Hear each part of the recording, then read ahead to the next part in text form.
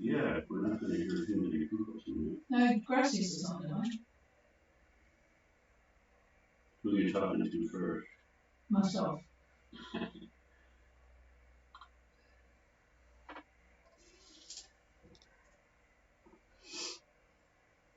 This is on because it usually comes up saying that it's on.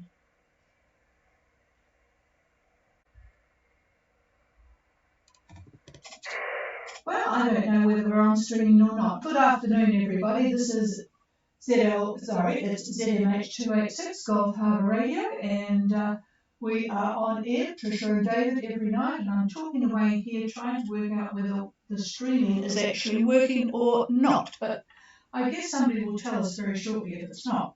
We are feeling a little bit smug here today because David's been looking at the weather for you guys up in the islands, and I can tell you we have got better weather.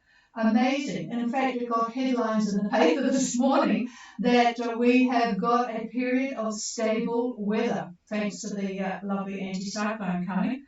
And because we haven't had stable weather since the beginning of March, and that is a long time away, March, April and May, over 3 months we have had really grim weather, changing every 5 minutes, and now we have it stable. I mean, we can actually plan something outside. And today it's absolutely gorgeous. 17 degrees still here in Gulf Harbour, just north of Auckland, New Zealand. The bar is 1018. Not much wind here, although I believe it's a bit stronger outside, 5 knots of southerly, because that low is still sort of sitting around off the northeast coast. But anyway, 40% cloud cover and just absolutely glorious. We even went out and cleaned the cars, knowing that they wouldn't get dirt and mud all over them. There's hardly anybody on the move. I think Gracias has left Minerva, but I'll get David to do a bit of a look for those boats that are going to head off in the weekend from New Zealand. But I thought I might as well just use a bit of time to bring up some news. The fires in Canada, right through Canada really, from the west to Quebec, have caused a lot of air quality problems, not just in Canada, where some of our own firefighters are helping out, but it's travelled south to New England, Illinois, Wisconsin, Minnesota. And in fact, the picture from New York City is really, really grim. You wouldn't be wanting to be outside jogging there at the moment because of the particulates in the air. One of the things I haven't told you about, but over the last month or two, the organisation in America that is responsible for bringing together all of the UFO evidence, and there is evidence, the organisation was meant to report publicly and coming up soon. And a whistleblower, is a former intelligence officer with the Department of Defense, which is responsible for putting all this stuff together, evidently gave the report to Congress, and nothing much happened with it. But there has been intact and partially intact alien vehicles that have arrived, and they actually have them. So Congress are sort of sitting on this information and haven't released it yet. But this was confirmed also by NASA's intelligence center. It's called NASIC, NASIC, and one of the officials there was quoted as saying, "We are not alone." Well, I suspect that some of these aliens have come to bed and are running our governments. You have to wonder about them sometimes. But anyway, that's going to be an interesting report when it comes out. On to less serious matters. It's 60 years today that the Beatles had their first song hit, Please Please Me. 60 years is unbelievable, isn't it? For some of us anyway. Probably half of you guys out there weren't even born when this happened. But for some of us it's a little bit hard to accept that it was 60 years ago. In the Ukraine and Russia, boy, it's just getting nasty over there. A dam which is on the Dnipro River between Ukraine and Russia has really caused a lot of chaos. 42,000 people have been displaced. Lots of animals have died, in fact, including about 300 in a zoo. So it's a real mess over there. And something I learned today from one of the blokes that's departing on Saturday, thank you very much, Vespa has been bought out by Garmin. Evidently this happened last year, so you probably all know this, but I didn't. I went on to have a look at the Cortex 6, which is an advanced multi-station VHF plus AIS plus monitor system, and I can see why Garmin would want to have that expertise. It's very fast and accurate collision alarming, so used for anchor dragging, and it's linked up to the MOB alarms and so on and so forth. So, boy, I'll tell you what though, you do need a lot of money for it, over $3,500 New Zealand, so that's a fairly sophisticated system. Electronics these days really are quite horrifically expensive, aren't they? And changing so quickly. I can't imagine that very soon, what with Starlink available now, that these sorts of things will be directly linked up into the Starlink system. I can't see why not. But anyway, we'll wait and see what happens there, but I don't think I'd be investing my money just yet. Okay, I'm just going to see if Gracias is on frequency to confirm or otherwise that they are on their way. Gracias, Golf Harbour. Oh, I've got very good copy on you, and it does look as if you're heading to Fiji, over.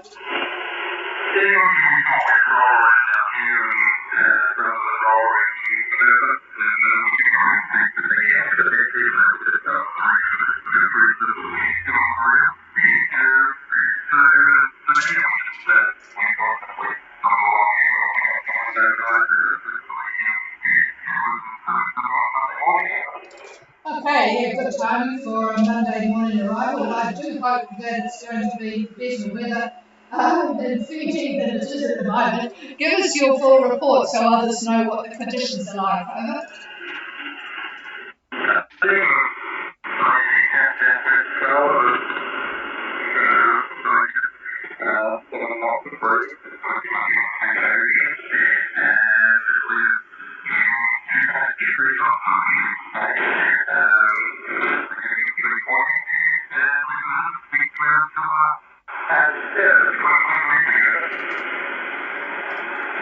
Yeah, 100% cloud cover though. I just clicked in and out a little bit when you started. You've got 7 knots. Can you just confirm the swell direction and the wind direction, over?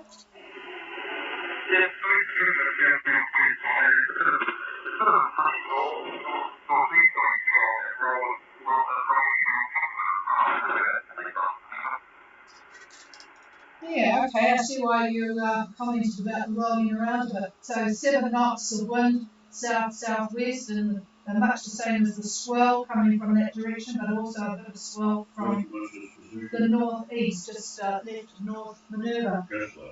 Yeah. So hang on a minute. I actually forgot to tell David that before when he was having a look at weather. It was North Minerva that you were in, wasn't it, over? Yeah, okay, hang on. Well, no, I'm just looking at this crossing that we've got. Quite a bit of activity over the Fiji area and also Tonga. That quasi-stationary front is causing quite a bit of havoc there. Part of it is running right over Fiji, right over Kadavu, runs down to basically 20 south and the Dateline, and then it goes southeast from there. So as you head toward Fiji, you're going to be running into more clouds than what you've got now, and quite possibly squally weather for a bit. That's not going to last. I think arrival on Monday, I believe you said that was your ETA was Monday. It looks pretty decent. Southeast winds, not very strong. Not sure which part of Fiji you're going to, but in general it's southeast from what I can see. So anyway, be prepared as you head north for a little bit of weather due to the quasi-stationary front. But that'll go, and pretty soon you'll be up there having a pina colada or beer or whatever. Here's the shoes.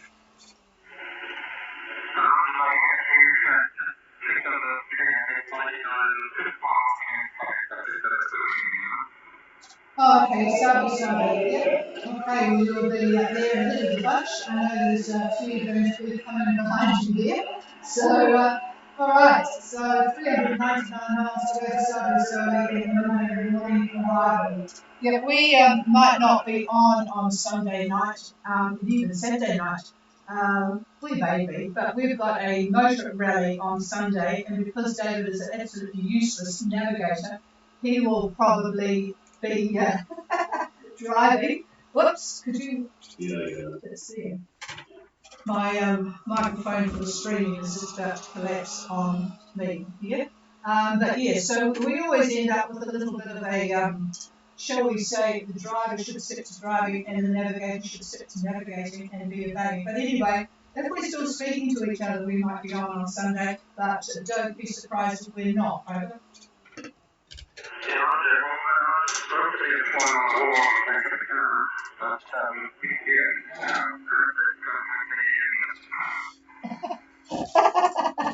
Yeah, well, neither of us we're both keen petrol heads, you see, so we both like driving. And because our eyesight doesn't go from road signs to the paperwork very quickly, despite the fancy glasses, we do have a bit of a struggle. And David, of course, has a struggle understanding Kiwi instructions anyway, so yeah, it probably is better that he drives this time, but anyway, we'll see how it goes. And the weather's going to be lovely.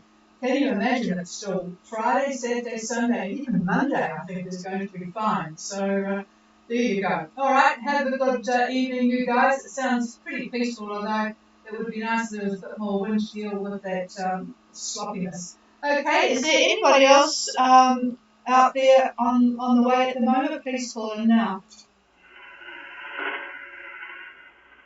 No, I've got passed the microphone to David, and there are at least 3 boats that we know of leaving in the weekend, so I shall pass this over. I know Elizabeth and Matt will be listening, and maybe a couple of others from down, or 3 others from down this way. I know Anna Hart is almost ready, and there's Salon and Papillon. Anyway, here's David. Well, this may be an interesting window for all of you sitting in New Zealand at the moment. That big depression that we have toward north at the moment, it's actually just northeast of North Cape. It's going to slide east, and as it does do that by Saturday, the winds are going to be basically southern quadrant, I would say. The next high behind that is incredibly weak, so I'm not sure what's going to happen there. Behind that is another depression, but it's trailed to the south a wee bit. But looking at Saturday through all the way to Saturday the 17th, the way the models are looking now, it looks like it's going to be a pretty decent passage. Now, that's 7 days of modeling, and don't take that to the bank. But if it's true, it will be wonderful. So we'll keep looking at it into next week. But as it stands now, leaving on Saturday looks reasonable. And here's the chief. Is that it? Yeah. Oh, that's it then. Well, this is a very short evening tonight. This is Gulf Harbour Radio. Is there anybody else? No, nothing heard. We'll love and leave you and be back tomorrow night, Friday. Have a good evening, everyone, particularly those on board Gracias. Cheers all.